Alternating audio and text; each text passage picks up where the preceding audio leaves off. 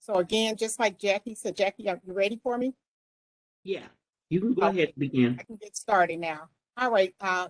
Again, as she introduced me, my name is Bernie Hargis. I am the Senior Procurement Specialist with the City of Chicago Department of Procurement Services, and I will be presenting to you today's workshop, 101, how to respond to requests for proposal. So at this point, everyone is muted for the presentation. We ask that you hold your questions until the end. You can also just put them in the box, as Jackie has already said. So, and use the Q&A panel on the right hand of your screen. In the send or drop down list, select the recipient of the message. Enter your message in the chat box and press enter on your keyboard.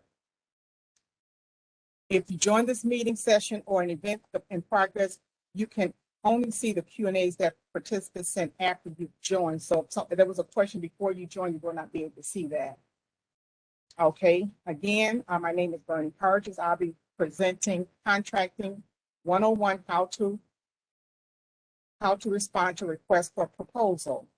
I'll start with our goal at a glance here. The things that I'll be going over today is department overview. I'll give you some tips on finding opportunities for bids or for RFQs. I'll talk about a little bit about RFP versus the competitive bid. There is a difference, and there is a format. We'll talk about the format that you have to present these RFPs in, and also the content that should be included. Then I go into the evaluation process once we receive and once the bids have opened up through the bid and bond room, how they are evaluated by members of our team here. I also give you some tips on preparing an RFQ. And we'll talk about because everything is done electronically now. If you've been around for a long time, there used to be paper submittals. That's a thing of the past. We now do everything through e-procurement. All the submittals are received that way. And then we'll go into the proposal and evaluation of award. Just to give you a little idea of what DPS is, Department of Procurement Service, we are the contracting authority for procurement of goods and services for the city of Chicago. Kind of like the head of household does in a household. That is what the city, we do this for the city. Anything the city needs pretty much comes through this department, and we procure that using, in some cases, the RFP. We work together with, as a team with customers to guarantee an open and timely process by establishing and communicating and enforcing superior business practice. So there's a process for everything we do here. Tips for finding bid opportunities. For bids that are over $100,000, they are publicly advertised in the Tribune. And Jackie talked about that earlier, that if you've been around a long time, it was done in the Sun Times, no longer in the Sun Times, go to the Tribunes for that. Bids and RFPs are posted weekly to view for download, and the websites are listed here. If you want to take a picture of, or you can view this at a later time. And I've checked all these links, so they do work. Bid opportunities are also posted in the bid and bond room, 103 here at City Hall, 121 Northwest Sales Street. Jackie talked about the buying plan. That is online as well. And I would strongly encourage you to sign up for the DPS alert. And you will get those opportunities in your email weekly, so you'll know what's really going on. The other thing that we have for most of our projects are pre-bid conferences. At these conferences, we have Department of Procurement Services and project managers, people that are usually involved in creating these opportunities, and you can ask questions at that time. The other benefit of attending a pre-submittal conference or pre-bid conference is that if you have a skill set that you don't have internally, you can network with other subcontractors and develop a team. So they're very informative in nature. So I would strongly encourage you to attend any pre-bid conference for projects that you are interested in providing a proposal for. Also, after the meeting, after the pre-submittal conference, there's also a bid takeout list. And that is also posted on our website. And that is another way that you can get to partner with other vendors as subcontractors or joint ventures to get to know people in the industry that may be able to assist you. What is the difference? We're going to go over at this point the difference between an RFP versus a competitive bid. Okay. RFP is request for proposal, and basically that's a method that we hire, the city hires professional service consultants to implement a new project or specific project. It is used if the city don't have the technical in-house resources to implement or provide services. Let me give you some examples of what type of professional services contracts this would be. Broadband consulting, that would be considered a professional service, which we will utilize the RFP process to get that person in-house to do what we need them to do. For professional training is another one. Cellular and wireless communication is another opportunity or bid that we would, not bid, but RFP that we would use to get the services for the city. And in this case, for the RFP process, we're not looking for the lowest bidder as you would find in a competitive bid. We're looking for someone who is highly qualified. So we want the best for the job, and price is not something that is considered at this point for this particular for professional services. Competitive bid, on the other hand, is a method of procuring supplies, service, equipment, and or repair service and construction. A detailed specification is provided when it goes out for bid. And that would be an example of that would be for competitive bid can be repair equipment. And that would be considered what we call work services, tow services, moving services. Those are usually competitive bids, including commodities like hydrant parts, rock salt, paint. And what we're looking for those type of projects is somebody has all the qualifications that already has been defined in the detailed specification. So it's very specific as to what we want. And we're looking for people that can provide those services or those products if it's a commodity. And also for this particular project, you will have proposal pages. And when you're bidding on the proposal pages, you have to be very complete. You can't skip and say, I can't do this part unless the specification allows for you to not bid. But usually there's a bid online. There's a definite quantity amount. It could be something we need one time. It could be something we need over a period of years, 5 or 6 years. So it's depending on the requirement. It's depending on how much the department needs the service and the goods. The bid specification details are for an RFP are defined by the scope parameters. Every detail of the aspects of how or perform or how to accomplish a service and performance are included in the RFP. The city seeks proposals from qualified vendors detailing their proposed plan. So in RFP, you have to tell us exactly how you're going to accomplish what we need you to accomplish. An RFP entails detailed evaluation by an evaluation committee, which is comprised of members of stakeholders, people that work in the department like project manager. For competitive bid, the contract award is to the lowest responsible bidder, meeting the city's specification based on the bid tabulation and recommendation of award. For the RFP, the selection is to the highest ranked respondent to the RFP, not the lowest price, and prices can be negotiated with an RFP. Additional information. The RFP content is standardized, but it may vary depending on the project. For example, if a project is city funded, you will see language in that pertains to city funding. If it's state or especially federal funding or grant funding, you will see language that pertains to that grant information. For the most part, most of our projects do have MBE and DBE, or MBE or WBE versus DBE goals. Let me talk about that a little bit. Minority business enterprises is the MBE, and women business enterprise is WBE. Those are typically city-funded projects. The DBE, which is the disadvantaged business enterprise, participating goals are required for state or federal grant-funded projects.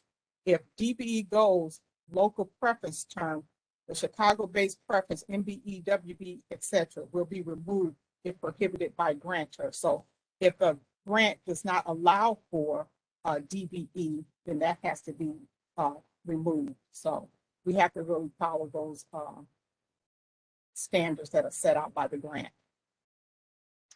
Now I'm going to talk about the RFP proposal format. Again, I spoke earlier about it being an e-procurement electronic proposal. That proposal has to be in a word searchable. So it could be PDF, but we have to be able to search different words. I have had proposals where I may have looked through and kind of almost missed something, and I search it and I find what I'm looking for. But sometimes it's just one page. Sections of the proposal should be organized, subject matter sequence, and required content of proposal sections of our RFP. Each page should be numbered in a manner to be uniquely identified. Proposals must be clear and concise, because we're having a team of people review this. So being clear and concise and well organized is really important. And also with each proposal for an RFP, you have to provide a redacted copy. And those redacted copies are usually used at the end, once everything is awarded. They are what is uploaded to the web.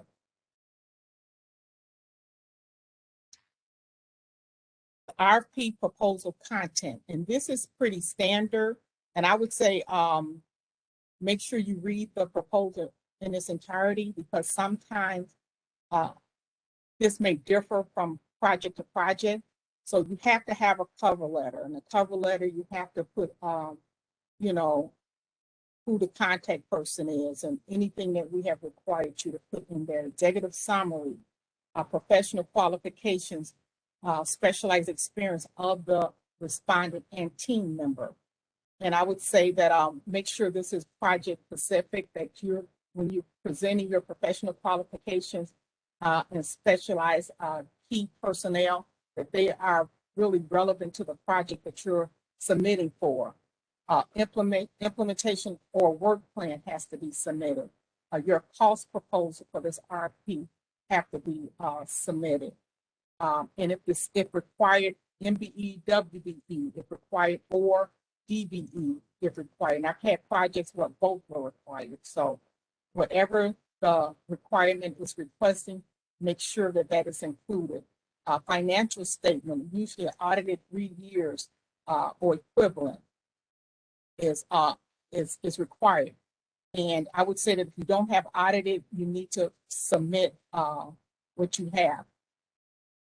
Online EDS statement has to be, and this is part of being responsive, because we're asking for this and you need to submit it. Legal actions in the last 5 years. If you don't have any legal action, a one page saying there's no legal action is sufficient, but please, submit that as required. Insurance is usually required at the time of award, but you need to submit that you can comply. You need to make sure that you have read this proposal in its entirety and you are submitting, you understand what is required. So even if you don't have certain things, you need to acknowledge it with your submittal. RFP evaluation criteria. Each RFP has an evaluation criteria. The evaluation criteria will vary depending on the project, but for the most part, this is some of the common things that will be looked at by the people that are reviewing, the evaluation committee members who are reviewing your submittal. Professional and qualification experience, local availability of the team, We have people that are here and is able to perform a joint venture and partnership. They will look at your subcontractors if you have any, current and past experiences, your references, if required, your certifications and licenses. These are things that they're going to be looking at. Stuff, making sure that that information that you submit is current and active. A professional qualification of specialized experience, local availability, and key personnel, which includes your resume, the roles these people play that pertains to this project, organizational chart, and dedicated resources. The other thing that they're going to be looking at is your implementation or work plan, cost proposal. We're going to make sure that you have submitted a sufficient MBE, WBE, which usually around 25% MBE and 5% WBE for the participating goals, and DBE if it's federally funded, if that's applicable. We're going to look at your financial statement and compliance with all laws and ordinance statutes of the EBS, and legal action and any conflict of interest. So those are some of the things that that the staff here is going to be looking at when you submit your proposal. Just make sure it is complete. So here are some tips for preparing the RFP. Okay, exhibit forms that must be completed as part of the proposal submission will vary depending on the RFP. But the following exhibit forms are universal to every RFP. Company profile, the company reference information, because the references are checked during the evaluation process. DBE, WBE, MBE plans, your schedule C1s and D1s, and or waiver. So if you are requesting a waiver at this point, you need to submit that and not ignore it. Your EDS, online EDS, we need to know who you are, so make sure you complete that before you submit. And insurance certificates, which are required at contract award, but still you have to acknowledge that you can, for this project, provide us with that. So a little one page letter would help with that. We ask strongly that you review the standard terms and conditions, and that's usually the last exhibit of an RFP to determine if your firm can perform these terms and conditions. Verify the existence of an addendum issue. So you need to make sure that you verify there's an addendum, because usually addendum requires some updated or information regarding, and you have to, in your cover letter, acknowledge that you have read and have seen the addendum and you agree with it. Tips for submitting an RFP proposal. Okay, the city has transitioned, as we told you before, from paper submissions to online submission. Vendors, you have to register in advance in iSupplier to submit an electronic submission. Proposals cannot be submitted via e-procurement after the published due date.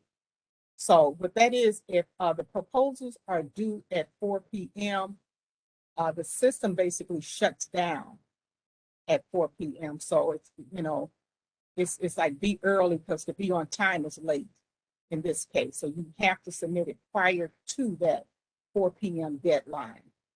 iSupplier refers to the system, e-procurement's computer system for electronic bidding, and provides contractors with access to contracts, ordering, and payment information for their city contract. Again, allow 3 days. If you're bidding or going to put in a proposal for a new project, allow yourself time, 3 days, to complete the registration. Pay attention to the RFP instructions for a proposal submission requirement. The cover letter must be signed by an authorized officer and acknowledge any addendums issued. Make sure check the checklist for all the requirements. Again, because they vary by project, you want to make sure that your proposal is complete before submitting it to DPS. Okay, here's e-procurement submission resource. E-procurement documents can be viewed and downloaded by using the following links. And you see the links here on the screen. And there's a link here also to register an iSupplier. And again, this registration, it takes about 3 days. Usually it's done sooner, but allow yourself time. So make sure before you decide to submit that you've already registered and you would have any problem submitting. All the addendums can be found at this next website. And if you want a list of the pre-proposal conference attendee list, that link is here as well. The takeout list, and then the workshop schedules, just like this one that you're attending today, was also listed on the website. So there's a lot of information on our website, and e-procurement instruction documents are also there. So, okay, and let's move on to proposal evaluation and awards. Respondents to the RFP are posted on the website. So anybody who responds to an RFP, that will be posted on our website. No information about a proposal is available until after completion of contract. So meaning that an active procurement is just that, an active procurement. We cannot give detailed information about, the process when it's been currently under evaluation and under review.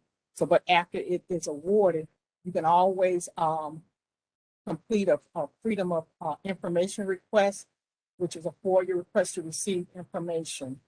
You can also send a letter to our CPO and have a debriefing if you feel that you want to next time do better at your proposal to find out what deficiencies are and why your company probably was not considered for a contract award. Evaluation committee evaluates proposals in 3 phases. And the phases, the preliminary proposal assessment, which is to check for responsiveness, and that's where you see the cover letter in the forms that you need to fill out in the organization trying EDS. The first step is saying before it even gets to step 2, number 2 on this screen, it is reviewed for completeness and responsiveness. If you have given us everything that we've asked for in that proposal, you move to phase 2, which is the proposal evaluation, which is done by the EC committee. And then step 3, once you get past that, we may do a site visit. We may have demonstrations. I did this when I did record storage contract for life in the life of a box, how it moves through the system. So we may have you do a demonstration of your service and products. And then what's more common is the oral presentation. So that's if necessary. So that's the 3 phases that a proposal goes through. Vendor selection, at that point, the vendor selection and declination letters are sent to respondents as applicable. So if you got through all 3 phases and you scored high enough to get a contract, then you will be notified by letter. But know that the city is not obligated to select any vendor. The contract award is contingent on successful negotiation of terms and pricing, and the city is not obligated again, even if you've gone through all 3 phases to award contract. But RFP do allow the city to award 1 or more contracts, so we can allow award to multiple vendors by services or category or separate projects.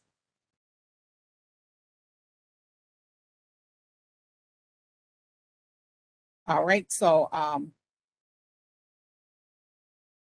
if you have any questions at this point, I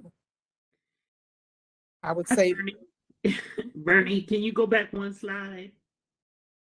Yeah, there you go. oh, I'm sorry. Okay. To the Q&A. Yeah. So, right, what Bernie's going to do is she's going to stick around to answer questions from you. So again, if you have questions, feel free to go ahead and queue them up. To go to the Q&A panel that's at the bottom right-hand corner of your screen. Click on Q&A, and then there's a dialog box. Put your question in there and press the enter key. I want to thank Bernie, though, for all of that great information because quite often the question is, how can I get a city contract, or how can I get uh, uh, to have this proposal that the city put out? And so it is no different than what one would say if you were going on an interview for a job. You invest in learning more about that company, and then you would put together some type of cover letter and resume and submit that. Well, this is the same process. So if I can say something to add to what all of the great things that Bernie said, is that you want to make sure that you read the request for proposal thoroughly, and that you're giving the information from that request for proposal so it is not denied, in the sense that you move on to the different phases that Bernie talked about. So what I am going to do now is go through some of the questions that we received at this time. And if you have additional questions, go ahead and put them in, and Bernie will actually answer them. The first question for you, Bernie, is if you are a general contractor or subcontractor, what is the minimum bond amount required to qualify for bidding?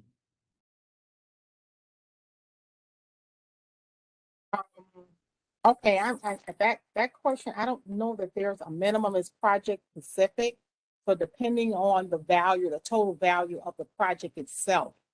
So I don't know if there's a minimum, but I know that the dollar value of a contract determines the bond value. Whether it's 10% or 20%, I'm not sure what exactly that number is, but it's dependent on what that total contract value is. Okay, great. Can the financials be a compilation prepared by an auditor instead of fully audited financials? It should be fully audited financials. As long as you submit something, it may not take you out of the process, but it's probably something that may be audited version of it. If you get close enough to a contract award, it may be required. Yeah, I would have assumed that because you could hire the auditor. We want to make sure that the information is fully audited. Um, do we have to be certified with the city of Chicago to propose, be a part of, I guess, like the broadband RFP? Do they have to be certified with the city to be a part of that? It does take different city agency certification. I think that's that also found on the website. So you should be certified with the city, but we do accept certifications from other sister agencies like the county. So we are pretty universal in that. Okay. And for the person who asked about the paperwork required to order, in order to make a bid, um, you know, again, if you want to review this presentation, and give it some time, this actual one that she did today will be posted soon. We're a little shorthanded in this department, so if you're looking for copies prior to this, it would be the end of 2021. Same information, doesn't change that much. You can feel free to go up on the website, and I will put in the chat area where you can find that PowerPoint so that you can copy the information and review the various steps that she went through prior to this. Is there contracts with the cleaning, with the city for cleaning companies? With janitorial services, Mm-hmm. I believe there are contracts for that. I don't know if they're up for bid or anything right now, but there are several contracts that have been issued for janitorial services. You would have to probably check the DPS alerts or the buying guide to see when that is coming up again. And let me just add to what Bernie just said, the point she just made. The buying plan to me is like your Bible. It has, I said, hundreds of opportunities, and it is for a 15-month period of time. So everything that is currently out on the street pretty much is in that buying plan. There are some things after we have published the buying plan that come up and are part of the various departments. And so that will probably hit in the next buying plan. But let me just say this to you. Whatever you're looking to do, you need to go through the buying plan first and find the departments that have the type of services or the type of contracts that you would be looking for. And if it is like CTA or if it is with some other entity with the city, then you need to go on their website and look up on their website the procurement area. And then they have where you can see more details about the contracts that they have. In the buying plan, it's just a line of information. It's just trying to give you a highlight of what they're looking for. But the details would be with the agency that has that contract and in the details of that contract. So I would suggest that for you as well. How many years do you have to be in business to bid for a project? I don't know that there's a number, but you can go ahead and speak on that, Brenda. Yeah, there is no specific number. I think it depends on the project. We do want someone who knows what they're doing. So there's never been a specific time amount of just have to have some experience and you know, and references and all those things, but there's no specific time you have to be in business to bid with the city.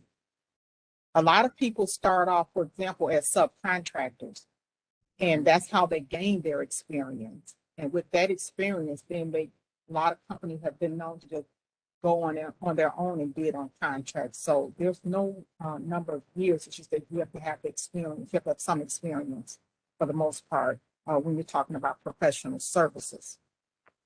And you also have to be able to do that job you're bidding on. Absolutely. So again, look at the bid and make sure that you meet those qualifications and requirements for that bid. And then that will determine, if you can bid on it or not, if you should go forth, I should say, to bid on it or not. Our proposal provided by incumbents evaluated differently or given advantage? I have to say absolutely not.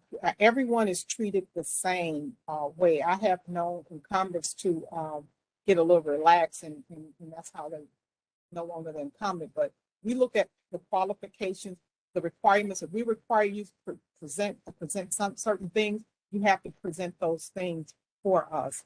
So incumbents are not given a leg up. Everybody has the same bite at the apple, and they're given that same advertised RFP. So they have to look at that thing and read it from front to back and make sure that they're giving the city exactly what the city asked for. So whether you're going to comment or not, you need to give us your best work. Absolutely. And make sure that if you're not, you want to peruse the buying plan and you're not really in line right now to bid on a contract, but you want to know how to do that, we have additional workshops that might be able to help you with that process. Because once you're certified, we have my business is certified now what, which means once you're certified, what do I do next? What are my next steps? We also have workshops on e-procurement if you're not sure how to bid online. I know that Bernie mentioned several times about using iSupplier and e-procurement. If you're not used to doing that, we have a workshop, e-procurement 101, so that you kind of get the hang of what you need to do. And she does a different instructor does a hands-on type presentation and walks you through all of the screens. She's walking you through and doing it hands-on. So there are several different workshops that we have that may help you in the process. So I would recommend that you take advantage of those as well, because they could be of a lot of help to you. If there are any additional questions for Bernie, she is waiting for you now. Feel free to put your information in the Q&A panel and we will answer it. I also, for those of you that are on here and you're looking for contracting opportunities, we will be having our construction summit on March 24th. It will be virtual this year due to COVID-19. But we will have 5 great sister agencies that have contracting opportunities, and they will take you through their contracts and what you need to do to obtain some of this city business. So if you're interested in that, in the coming days, we will have registration opening for that, but just save the date for now, Thursday, March 24th, and we will begin at 9:30 until 5 p.m. I think, Bernie, we do not have any additional questions.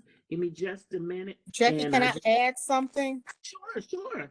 Okay. By all means. Jackie, you spoke earlier about our guiding principle of transparency. And I just wanted, for the person who's asked about the janitorial services, our contracts, everything the city has awarded is online. So if you want to go back and you're unsure about how to respond to something, then always go back and look at existing contracts and to get an idea of how or what you should put into your proposal.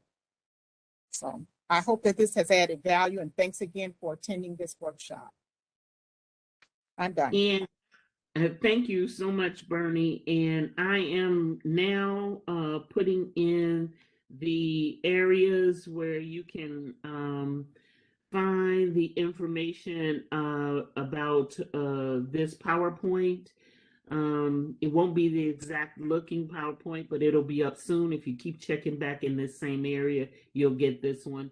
And if you're looking for a recorded copy of how to respond to a request for a proposal, you can go to YouTube, and I just put that in the chat as well.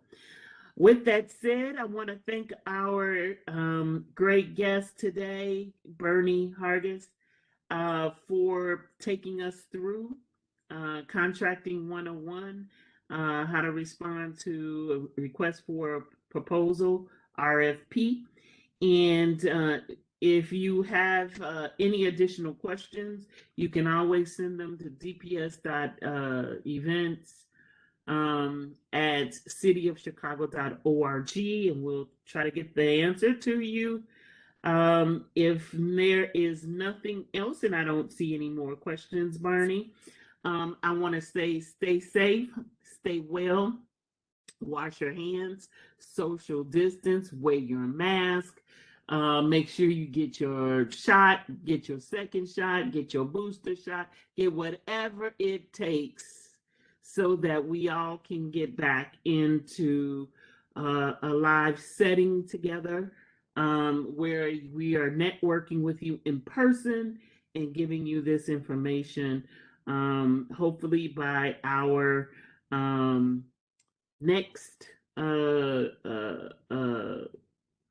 presentation for our vendor fair, we can be live and in person with you.